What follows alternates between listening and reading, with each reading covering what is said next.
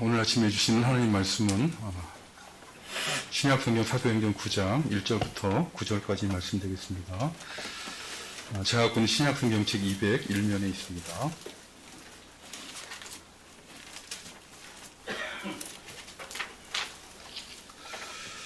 오늘 본문 말씀 찾으신 줄 알고 봉독해 드리겠습니다.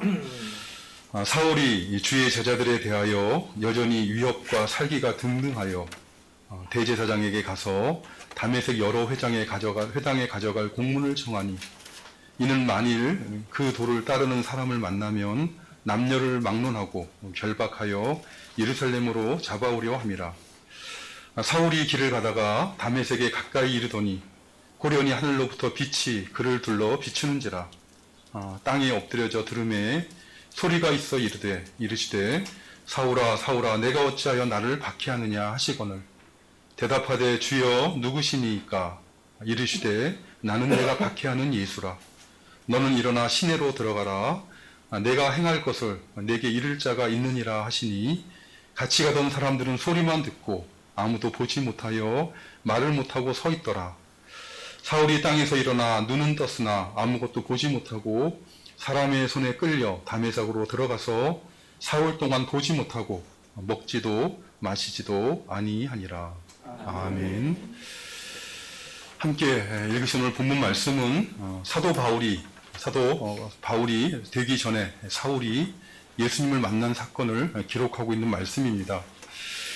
예수님을 만나기 전에 이 사울이라는 사람은 어떤 사람이었습니까? 그는 빌립보서 3장 5절 말씀을 보면 자기 자신에 대해서 고백하기를, 나는 8일 만에 할례를 받고 이스라엘의 족속이요 베냐민 지파요 히브리인 중에 히브리인이요 율법으로는 바리새인이라, 이렇게 자랑을 하였습니다. 바울은 사도가 되기 전에 사울이었던 그는 자신의 우월성과 자랑거리를 자기 자신에 대해서 5가지로 자신을 소개하였는데, 그는 무엇보다 먼저 나는 8일 만에 할례를 받은 자라라고 말을 하였습니다. 이 8일 만에 할례를 받았다, 이 말은 자신은 조상 때부터 율법을 지키며 살아온 뼈대 있는 집안 출신이라는 그런 자랑이 담겨있는 표현입니다. 또한 그는 나는 이스라엘 족속이라, 이렇게 자랑을 하였는데, 이스라엘 족속이라는 말은 자신은 이방인에서 개종한 유대인이 아니라 원래부터 하나님의 백성으로 택함을 받은 그 민족에 속한 사람이라는 특권 의식을 드러내고 있는 표현이 이스라엘 족속이라는 표현입니다. 뿐만 아니라 그는 자신은 베냐민 지파라, 이렇게 표현했는데, 이 표현은 이스라엘의 첫 번째 왕인 사울이 베냐민 지파였다는 걸 전제하고 있는 표현입니다. 이 베냐민 지파라는 이 표현은 나는 왕족이라, 나는 내 가문이 왕족 가문이라는 자랑이 담겨있는 표현이 베냐민 지파라는 표현입니다. 히브리인 중에 히브리인이라는 말은 다른 이방인의 피가 전혀 섞이지 않은 히브리인 부모에게 태어난 정통 히브리라는 자랑이 담겨있는 표현이고, 그는 마지막으로 자랑하기를 나는 율법으로 볼 때는 바리새인이라, 이렇게 말을 했습니다. 당시의 바리새파는 개방적인 신앙생활, 자유주의적인 신앙생활을 하던 사두개파와는 달리 엄격하게 율법을 지키는 신앙생활을 하던 종파입니다. 특별히 사울은 율법 해석에 있어서 당시 최고의 학자라 불리우던 가말리엘의 문화에서 자랐던, 거기서 공부했던 제자였습니다. 그러니까 율법에 대해서 최고의 엘리트 교육을 받은 자라라는 자랑이 율법으로는 바리새인이라는 표현입니다. 그런 사람인 사울이 스데반의 순교를 목도하면서 어떤 생각을 했습니까? 그는 스데반이 돌에 맞아 죽는 것을 마땅히 여겼습니다.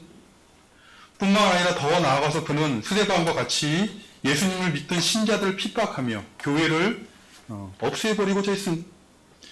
이미 우리가 살펴본 사도행전 8장 3절 말씀을 보면 사울이 교회를 잔멸할세 각 집에 들어가서 남녀를 끌어다가 옥에 넘기니라 라고 말씀하고 있습니다. 난지 8일 만에 할례를 받은 이스라엘 족속이요 히브리인 중에 히브리인이요 베냐민 지파에 속하는 왕족이요 율법으로는 가장 엘리트 교육을 받은 사람인 바울은 교회를 없애버리려고 했던 사람입니다. 그는 집집마다 찾아다니며 남자나 여자나 가리지 않고 예수님이 믿는 신자라는 사실이 밝혀지면 모든 사람을 다 잡아다가 감옥에 집어넣으려고 했던 사람입니다. 오늘 본문 말씀에 보면은 이 교회에 대한 사울의 핍박이 이제는 예루살렘을 넘어서 다른 지역으로 확대되고 있다는 것을 알 수가 있습니다. 오늘 본문을 시작하는 1절과 2절 말씀을 보면 사울이 주의 자제들에 대하여 여전히 위협과 살기가 등등하여 대제사장에 가서 다메섹 여러 회장에 가져갈 공문을 청하니 이는 만일 그 도를 따르는 사람을 만나면 남녀를 막론하고 결박해요. 예루살렘으로 잡아오려 함이라 라고 밝히고 있습니다. 사울은 예루살렘에 있는 교회를 대적하고 성도들을 핍박하는 것으로 만족하지 못하고 다메섹에 사는 신자들까지 체포하여 예루살렘으로 끌고 오자 했습니다. 신자들과 교회에 대한 핍박에 열심히 특이했던 그는 사내들인의 의장인 대제사장에 가서 다메섹에 있는 신자들에 대한 체포권을 요청하였습니다. 다메섹은 당시에 사울이 있었던 예루살렘으로부터 약 230km 정도 북으로 떨어진 곳에 있는 도시가 다메섹이었습니다. 우리나라로 비유하면 서울에서 남원이나 또는 대구 정도 떨어진 거리에 있는 성읍이 바로 다메섹이었습니다. 교통이 발달한 오늘날이야 4-5시간 아니면 3시간 정도면 갈 수 있는 거리이지만 초대교회 당시에는 당시의 교통수단인 낙타를 타고 간다 할지라도 5일 이상 열심히 가야 도착할 수 있는 거리가 다메섹까지의 거리였습니다. 교회 율법에 대한 열심을 갖고 있는 바리새인이었던 사울은 교회를 핍박하는 것이 하나님 앞에 마땅하다라고 생각을 했습니다. 그래서 그는 하나님을 섬기는 열심을 가지고 5일 이상 가야 되는 다메섹에 있는 신자들까지 잡아오기 위해서 대제사장에게 체포권을 요청하였고, 당시의 대제사장은 예수님을 대적하였고 교회를 대적하였던 사람이었기에 이 예수님을 따르는 사람들을 결박해서 잡아오고자 하는 사울을 기뻐하였습니다. 그래서 그는 사울에게 그러한 권한을 내어주었습니다. 생각해 보시오. 사울은 왜 교회를 대적하며 신자들을 핍박하고자 했겠습니까? 사도행전 20장, 26장을 보면 사도가 된 바울이 이전에 사울이었을 때 자신이 어떻게 예수님을 믿게 되었나 하는 것을 아그리빠 왕 앞에서 자신의 신앙을 간증한 내용이 기록되어 있습니다. 사도행전 26장 9절에 보면 그는 예수님을 믿기 전에 자신에 대해서 고백하기를 나도 나사렛 예수의 이름을 대적하여 많은 일을 행하여야 될 줄을 스스로 생각하였다라고 밝히고 있습니다. 예수님을 만나서 믿기 전에 자신은 십자가에 못 박혀 죽은 예수님의 이름을 대적하는 일이 그 일을 많이 하는 것이 그 일에 열심을 내는 것이 하나님 앞에 바른 것이다 라고 생각했다는 것입니다. 그러므로 율법을 지키는 일에 열심을 내었던 바리새인이었던 그는 예수님을 믿는 자들을 핍박하고 예수님의 이름을 믿는 성도들의 모임인 교회를 없애버리는 일에 열심을 냈던 것입니다. 얼마나 열심을 내었는가 하면 5일 이상 되는 길인 다메섹까지 가서 신자들을 핍박할 정도로 열심을 내었던 것입니다. 그는 자신이 갖고 있는 이 하나님을 향한 열심과 열정이 신앙의 이름으로 사람들을 핍박하고 교회를 대적하는 것이 잘못된 것일 수 있다는 가능성을 전혀 열어놓지 않고 하나님을 섬긴다는 신앙적인 명분을 가지고 유대인으로서 바리새인으로서 하나님을 섬긴다는 신앙적 명분을 가지고 신자들을 핍박하며 교회를 대적했다는 것입니다. 생각해 보십시오. 이런 사람에게 어떤 소망이 있을 수가 있겠습니까? 그런 사람은 보통 우리가 세상에서는 확신범이라고 하는 사람들입니다. 그런 사람에게는 가능성이나 소망이 있을 수가 없습니다. 그러나 오늘 본문을 보면 하나님께서 하시고자 하시면 어떤 사람도 바뀔 수가 있다는 것을 우리에게 교훈하고 있습니다.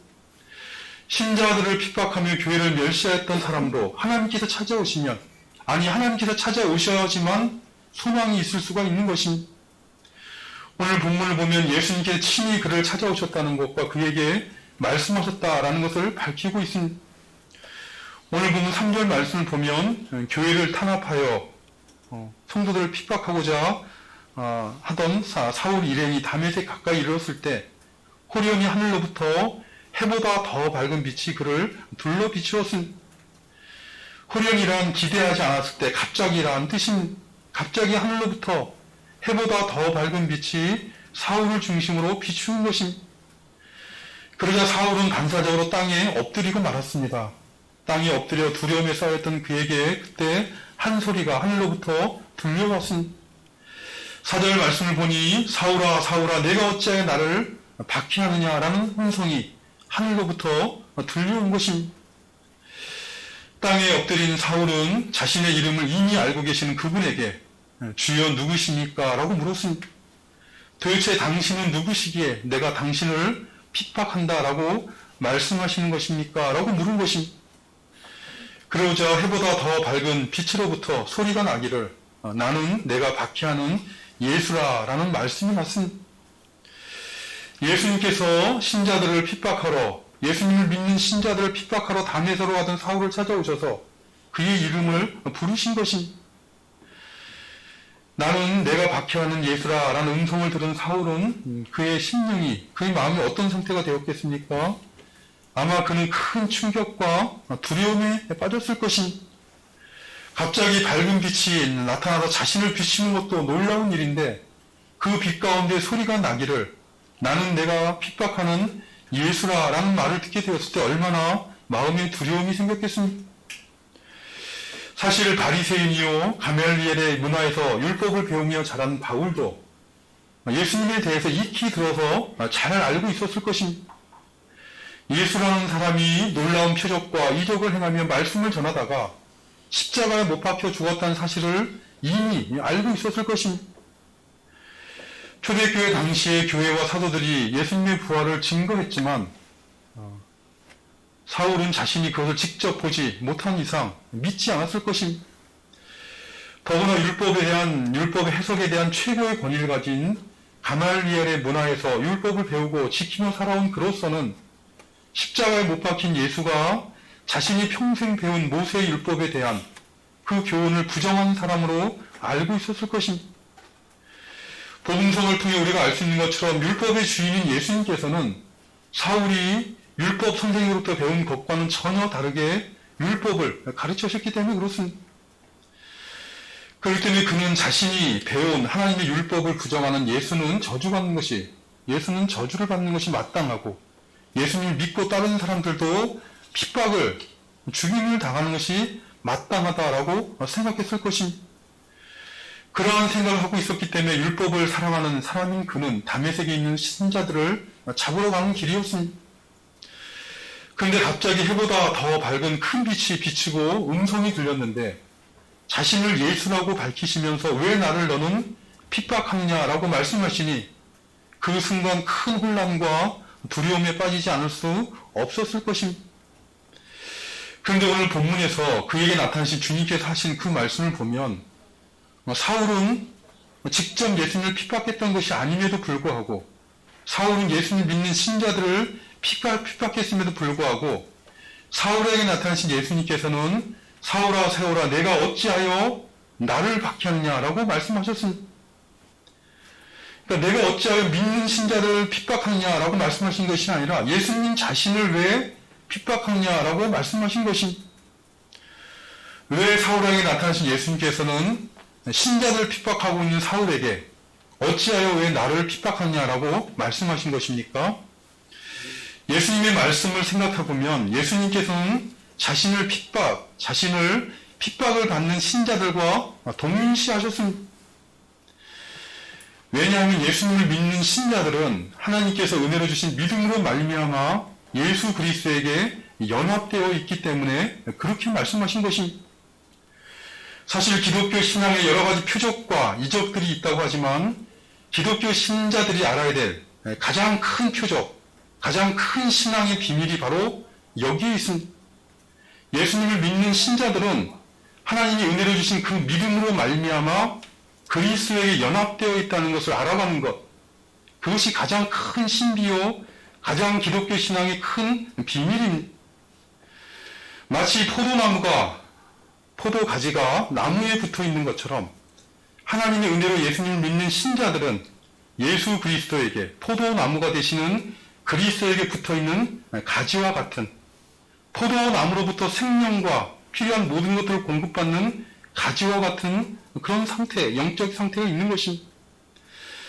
그렇기 때문에 예수님과 함께 십자가에 못 박힌 적이 없는 사도 바울은 갈라디아서 2장 20절에 보면 내가 그리스도와 함께 십자가에 못 박혔다라는 고백을 할 수가 있었던 것이, 예수 그리스도를 믿는 순간 예수님 믿는 신자는 그 믿음으로 말미암아 시공간을 초월해서 예수 그리스도와 연합되어진다는 것이 하나님의 계시의 말씀인 성경에서 가르치고 있는 비밀이기에 사울은 내가 그리스도와 함께 십자가에 못 박혔다라고 고백할 수가 있었던 것입니다.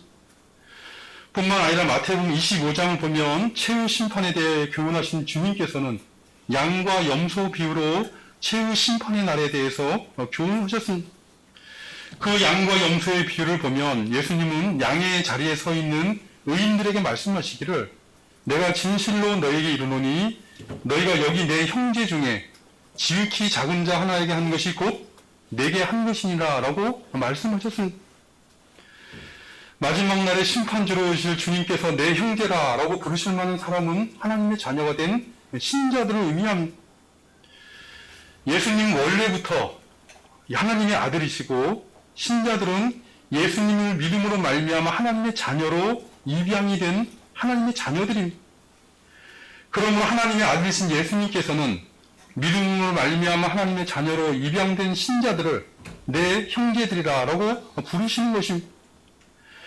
최후 심판날의 심판장이 되시는 주님께서는 양의 자리에 선 의인들에게 말씀하시기를 너희가 여기 작은 내 형제에게 한 일이 곧 하나님의 자녀가 된 신자들에게 한 것이 예수님 자신에게 한 것과 마찬가지라라고 판결을 내실 것이다 라고 교훈하신 것이, 왜냐하면 신자들은 예수 그리스도와 연합되어 있기 때문에 그렇습니다.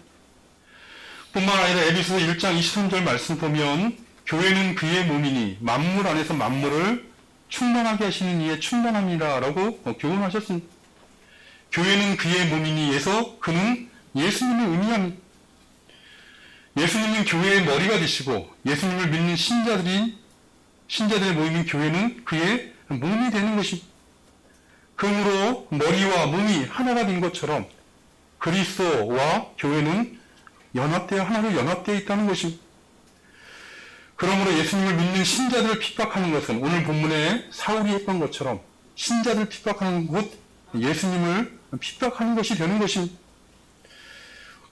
오늘 본문을 보면 사울은 그것을 알지 못하겠습니다. 예수님 믿는 신자들을 핍박하고 예수님 믿는 신자들의 모임인 교회를 대적하는 것이 바로 예수님을 핍박하고 예수님을 대적하는 것임을 그는 알지 못하겠습니다. 그러나 오늘 본문 말씀을 통해 계시의 말씀을 들은 우리들은 이것을 기억하고 신앙생활 하셔야 됩니다. 주님을 섬긴다라는 것은 어떤 종교적인 명분이 있는 일들을 잘하는 것이 아니라 주님을 믿는 믿음으로 살아가는 다른 신자들을 잘 섬기는 것입니다. 믿는 신자들을 함부로 대하지 않고 귀하게 여기며 섬기는 것이 주님을 귀하게 여기며 섬기는 것입니다. 주님을 믿는 신자들에게 함부로 말하지 않고 존대하며 감사와 칭찬의 말을 할 줄 아는 것이 주님을 존대하는 것이요 주님께 감사드리며 영광을 돌리는 것입니다. 왜냐하면 믿음으로 살아가는 모든 신자들은 그리스도에게 연합되어 있기 때문에 그렇습니다. 이렇게 다메섹의 신자들을 체포하러 가던 사울에게 예수님을 믿는 신자들을 핍박하는 것이 바로 예수님 자신을 핍박하는 것임을 밝히신 주님께서는 사울에게 이제 그가 해야 될 일이 무엇인가를 말씀하셨습니다. 오늘 본문 6절 말씀 보면 너는 일어나 시내로 들어가라. 내가 행할 일을 내게 이를 자가 있느니라 라고 말씀하셨습니다. 사울과 함께 다메섹으로 그 길을 가던 사람들은 소리는 들었으나 아무도 보지 못하였기 때문에 말을 못하고 멍하게 서 있었다라고 오늘 본문에 말씀하고 있습니다. 땅에 엎드렸던 사울은 땅에서 일어나 눈은 떴으나 아무것도 보지 못하게 되었습니다. 큰 빛에 비춤을 받게 되자 눈이 멀어 장님처럼 앞을 볼 수가 없었던 것입니다. 이제 시력을 잃은 그는 사람들의 손에 끌려 다메섹으로 들어가게 되었습니다. 믿는 신자들을 체포할 목적으로 다메섹에 왔으나 신자들을 체포하기는커녕 그는 사흘 동안 보지도 못하고 먹지도 마시지도 아니하였습니다. 보지 못한 것은 어쩔 수 없이 강한 빛에 비춤을 받아 시력을 잃었기 때문에 어쩔 수 없는 일이지만 그가 먹지도 마시지도 않았다라는 것은 그의 의지가 반영되어 있는 표현입니다. 먹을 수도 마실 수도 있었지만 그러나 그가 먹지도 마시지도 않았다는 것입니다. 왜냐하면 먹을 음식이나 마실 음료수가 없었기 때문이 아니라 큰 충격에 빠졌기 때문에 그렇습니다. 먹을 것과 마실 것을 멀리할 정도로 그는 큰 충격에 빠졌다는 것을 말씀하고 있는 것입니다. 바리새인으로서 율법에 대한 엘리트 의식을 가지고 있던 그는 이제까지 평생 모세의 율법을 지키기 위해 최선을 다하며 살아왔을 것입니다. 그리고 당시에 바리새인들이 가르치던 율법에 대한 교훈을 부정하던 예수님은 거짓말장이요, 신성 모독의 죄를 짓고 십자가형을 받은 사람이라고 생각하였을 것입니다. 그러한 예수님을 믿고 그 예수님의 부활을 증거하는 신자들과 교회는 사입이라고 생각하며 핍박하며 대적하고자 했던 것입니다. 그러나 다메섹 도상에서 예수님을 만나게 되자 그 예수님을 이제는 부인할 수 없는 확신이 그의 마음 안에 생긴 것입니다. 자신이 핍박하던 자들이 믿고 섬기는 예수님이 거짓이 아니라 참된 분이심을 깨닫게 된 것입니다. 그러므로 그는 이제까지 자신의 삶에 대해서, 자신이 지금까지 하고자 하는 일에 대해서 큰 충격에 빠질 수밖에 없었고, 그는 말을 잊지 못한 채 금식하며 3일을 보내었다라고 말씀하고 있는 것입니다. 이렇게 사도 바울을 찾아오신 예수님에 대해서 말씀하고 있는 오늘 본문 말씀을 통해 주시는, 우리에게 주시는 적용적인 교훈을 두 가지만 살펴보도록 하겠습니다. 먼저 우리도 예수님 믿기 이전에 사울과 같은 그런 모양으로 신앙 생활하고 있는 것은 아닌가 스스로 오늘 본문을 통해서 스스로를 돌아보셔야 됩니다. 가말리엘의 문화에서 율법을 배운 그는 율법을 엄격하게 지키는 바리새인으로서 하나님에 대한 열심을 갖고 있는 사람이었습니다. 그러나 당시에 율법에 대한, 당시에 가르치시던 예수님의 교훈에 대해서는 그는 귀담아 듣지 않았고 그저 당대 학자라고 하는 율법 선생의 가르침을 따라가되 그 율법에 대한 예수님의 교훈을 따르는 교회를 핍박하며 대적하는 열심을 가졌던 것입니다. 그러나 그의 열심은 하나님과 하나님의 뜻을 대적하는 열심이 되고 말았습니다. 하나님께서 보내신 예수님을 그가 기다린다고, 유대인들이 기다린다고 고백하는 메시아를 대적하는 열심이 되고 말았던 것입니다. 이것은 오늘날도 마찬가지입니다. 신자들은 하나님의 말씀을 따라 신앙생활하는 일에 열심을 내야 됩니다. 요한계시록 3장에서 라오디아 교회에게 책망했던 말씀처럼 내가 차갑지도 아니하고 뜨겁지도 아니하도다. 내가 차갑든지 뜨겁든지 하기를 바라노라라고 하신 그 말씀처럼 종말의 시대를 살아가는 신자들은 열심을 가지고 신앙생활해야 됩니다. 그러나 오늘 본문이 우리에게 교훈하고 있는 것은 열심보다 더 중요한 것은 바른 지식이라는 것입니다. 마치 달리기를 할 때, 경주를 할 때 잘 달리는 것보다 더 중요한 것이 바른 방향으로 달려야 되는 것인 것처럼 아무리 잘 달려도 절벽으로 달리게 되면 그 끝은 낭떠러지요, 멸망일 수밖에 없는 것이기 때문에 바른 방향으로 달리는 것이 훨씬 중요한 것입니다. 신앙에서도 열심을 내어 신앙생활을 하지만 보다 중요한 것은 그 방향이 하나님의 말씀에 대한 바른 지식에 근거한 방향이어야 되는 것입니다. 하나님의 말씀에 대한 잘못된 지식을 따라가는 열심은 하나님을 대적하는 열심이 되고 마는 것이기 때문에 그렇습니다. 이단들만 이런다라고 생각하지 마시기 바랍니다. 우리 자신을 스스로 늘 돌아보며 신앙생활 하셔야 됩니다. 하나님의 뜻에 대한 잘못된 이해를 가지고 신앙생활하지 않도록 날마다 하나님 말씀을 묵상하며 기도하는 신앙생활 하시기를 바랍니다. 우리가 처한 모든 형편들에 대해서 하나님을 모르는 사람들처럼 생각하며 이해하며 살아가지 아니하도록 선하시고 거룩하신 하나님의 뜻이 담긴 그 말씀을 늘 묵상하며 하나님의 뜻이 무엇인가를 구하며 기도하며 신앙생활 하시는 우리가 되시기를 바랍니다. 두 번째로 우리가 생각하며 적응해야 될 교훈은 우리가 함께 신앙생활하는 모든 신자들은 다 그리스도의 몸을 이루고 있는 지체라는 것을 기억하고 신앙생활하는 것입니다. 오늘 본문에서 주님께서는 교회를 핍박하는 사울에게 사울아 사울아 내가 어찌하여 나를 핍박하느냐라고 하셨다는 그 말씀을 마음판에 새기시고 믿음을 가지고 다른 신앙생활하는 다른 성도들을 바라보시고 대하시기를 바랍니다. 믿음으로 살아가는 성도들에게 한 말 한마디가 바로 예수님이 하는 말이요. 믿음으로 살아가는 성도들에 대해서 우리 속으로 생각하고 있는 그 마음의 태도가 바로 예수님에 대한 마음의 태도요. 믿음으로 살아가는 성도들에 대한 나의 행동이 바로 예수님에게 한 행동이라는 것을 기억하시고 이 땅에서 살아가는 동안 영적으로 깨어서 주님을 잘 섬기셔서 주님께서 심판주로 오시는 그날에 내 아버지께 복받을 자들이여 나와서 창세로부터 너희를 위하여 예비된 그 나라를 상속받으라 하시는 그 복된 음성을 듣게 되시는 우리 모두가 되시기를 간절히 바라는 것입니다. 아버지 하나님 감사합니다. 오늘도 저희들에게 또 하루를 살아갈 수 있도록 생명의 날을 허락하여 주시고 무엇보다 금보다 귀한 믿음을 주셔서 하늘의 하나님을 의지하고 또 하나님 앞에 나와 예배드리는 복된 삶을 살아갈 수 있도록 은혜 베풀어 주심을 감사드리옵나이다. 믿음으로 살아가는 것이 하나님을 의지하고 살아가는 것이 얼마나 복된 인생인가 하는 것을 한평생의 날들을 통해 맛보아 알아가며 그것을 증거하며 또 신앙의 유산들을 그 귀한 신앙의 유산들을 우리 후손들에게 남겨주는 신앙생활하는 성도들 되어줄 수 있도록 도와주시옵소서. 아버지 하나님 율법을 따라가던 사울이 얼마나 왜곡된 신앙으로 하나님께 열심을 내었는지 깨닫게 해주시고 오늘 하루도 하나님의 말씀과 은혜를 따라 신앙생활하며 그 은혜를 증거하는 저희들 되도록 도와주시옵소서.